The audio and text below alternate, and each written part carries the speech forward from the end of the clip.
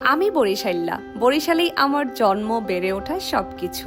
বরিশালের বাতাস, নদী, খাল, বিল সবকিছুই আমার খুবই পছন্দের। বরিশালের কথা মাথায় আসলেই সবার আগে আসে পায়রা নদী। আমি যদি কবিতা লিখতে পারতাম, পায়রা নদী নিয়ে একটা কবিতা তো আমি লিখিয়ে ফেলতাম।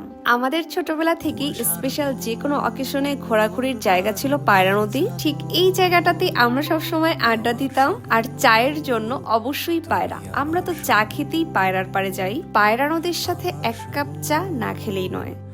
আমার মাধ্যমিকের স্কুল ছিল পটুয়াখালী গার্লস স্কুল। তখন ঠিক এখানটাতেই চটপটির মামা বসতো, দাম ছিল মাত্র 5 টাকা। আর যদি 10 টাকার নিতাম, এক্সট্রা কয়েক পিস মাংসের টুকরা পেতাম। তেঁতুলের টক দিয়ে ডুবিয়ে এক বাটি করে আমরা খেতাম, মাঝে মধ্যে আবার 5 টাকার ঝালমুড়িও। এ শহরের প্রতিটা অলি গলি সবকিছুই আমার স্মৃতিতে আছে। এখানে আমাদের আড্ডার জায়গায় ঝাউতলা, চিরচেনা ঝাউতলার চটপটি, ফুচকা আর চা। তবে এখানে দাঁড়ালে এখনো মনে পড়ে সেই আগের ঝাউতলা। আমার শহরটা আমার কাছে সবচেয়ে ভালো লাগে কারণ চারপাশেই নদী, আর এই নদীর পাড়ে আমার সবসময় পছন্দ এক কাপ চা। শুনলেন তো আমার শহরের গল্প, চট্টগ্রামবাসী। আপনারাও শোনান আপনার প্রিয় চট্টগ্রাম শহরের গল্প।